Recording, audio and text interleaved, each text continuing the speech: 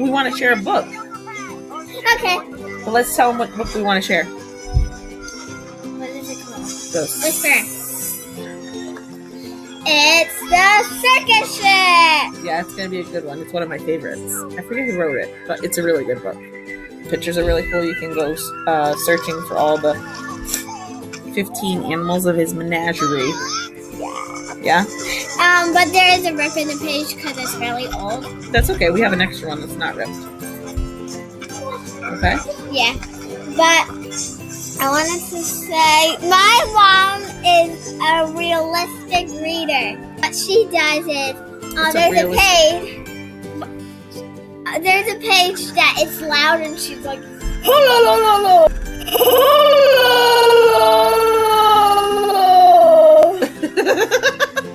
I don't know if I necessarily call it a realistic reader. But the big yelling part. Yeah. With the, It'll be good. It'll be good. Bye. Miss you. Good morning, everybody. I'm Mrs. Moody, and this is Liliana, and we're going to read one of my favorite books. It's called The Circus Ship from Chris Van Dusen. 5 miles off the coast of Maine and slightly overdue, a circus ship was steaming south in a fog as thick as stew.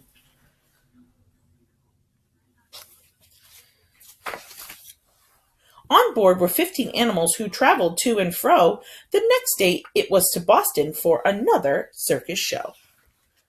Look at all the different flags, different kind of states right here. The captain, Mr. Carrington, was honest and sincere. He thought that they should drop hook and wait for things to clear. But Mr. Payne, the circus boss, was terribly demanding. He stomped up to the helm where Captain Carrington was standing and screamed, "Don't stop, keep going! I've got a show to do. Just get me down to Boston town tomorrow, sir, by 2. That angry face. Okay. Ooh.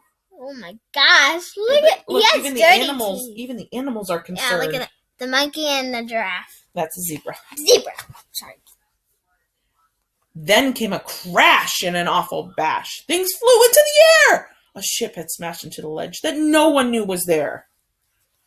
This is the big rock, and this is the shattered boat on the bottom. Other way. Right there. And then there's all the animals flying everywhere. The shattered ship began to tip and sank without a sound. The splashing, thrashing animals swam round and round and round.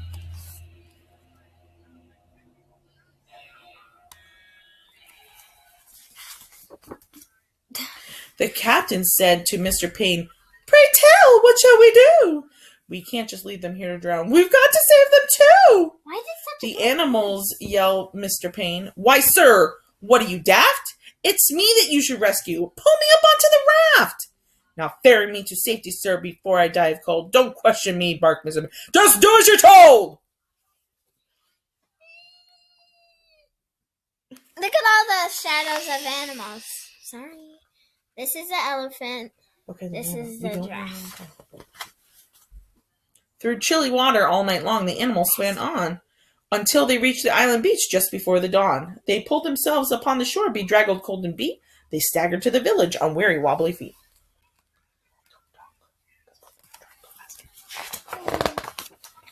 The people in the neighborhood had just begun to rise, and when they saw those animals, they had to rub their eyes. They thought they saw an elephant, but wait, how can that be? And what's that little monkey doing in the cherry tree?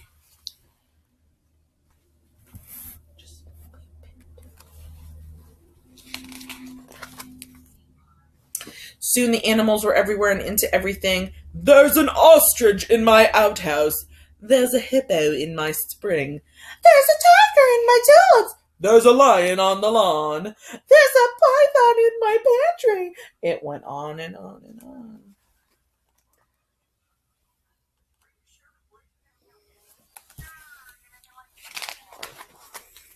Mr. Hood was stacking wood when nearly jumped a mile when he found an alligator sleeping on his pile. And Mrs. Duty Daly, who grew daisies by the bunch, discovered that a zebra had eaten them for lunch. And Miss Fanny Feeney found, according to the rumors, a silly little circus monkey swinging in her bloomers. Oh, that's It's distracting from the story. But everything changed quickly like the turning of the tide. The night the abbot's shed caught fire with Emma Rose inside. Then high above the abbot's farm, the tiger saw the shed. The sight of smoke and fire triggered something in his head. He jumped through flames 1,000 times back in his circus days, so he ran past all the people and leapt into the blaze. Ooh. It's rescuing someone. Then everybody panicked. Help, help, what can we do? When from the raging fire, something big burst into view. It was the most amazing sight, and everybody froze. They saw the tiger saving little Emma Rose.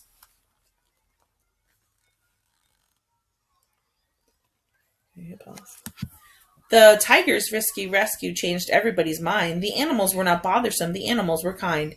And so they lived together side by side. They got along. They didn't seem like anything could possibly go wrong. There it is. They're Ooh. having a picnic. And there's all the animals at the houses playing with the kids. Then Little Red, the messenger, came running with the word. Apparently a circus ship had sunk from what he'd heard.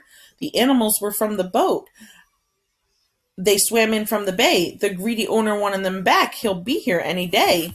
So the people called a meeting. They quickly hatched a plan. No animal who came ashore will sail off with that man.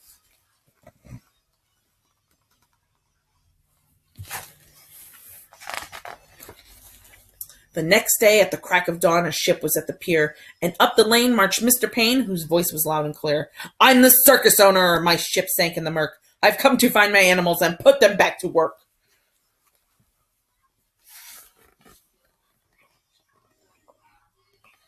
Mm-hmm. He hiked until he came into the center of town. His face was red. He scratched his head. He stood there with a frown. Mr. Payne looked high and low, but still could not see the 15 circus animals of his menagerie. Okay. So now we get to count them all. Okay, so they're like looking like all the things in here. So here is the elephant. Just count them all. 1, 2, 3, 4, 5, 6, 7, 8. That's a python. That's a snake. Then here is the wait, which 9, 10, and then 11. Let's see, 12. Right over there, and then you got the elephant and the hippo. Yeah, and yep, that's it. Yep. There's 15 though. I'll show you a little bit closer. Yeah, they're all the ostriches right here. They're all disguised in the background of the picture. See them all? Oh, here's the leopard. Wait, leopard. Yep, hold on. Hold on, baby, in a minute. He ran around the alleyway. He searched the village square. He even checked the chicken coops. The animals weren't there. Mr. Payne was tuckered out. His heavy chest was heaving. Then Little Red stepped up and said, I think your boat is leaving. He looked everywhere. Well, not everywhere. He looked 3 places. He ran off in a fit of rage. His ship was leaving sight. So he jumped into the rowboat and rowed with all his might. Hold on just a minute. Almost done. And from the day, they like to say their lives are free of pain, it was a happy, peaceful place up in the Isle of Maine. Oh, shush. It's not hurting anybody. The end. Thanks for listening. Bye. Say bye, Leonidas. No. Just say bye. He's grumpy all the time. Bye. Miss you. Bye. Say hello. Hello. Bye.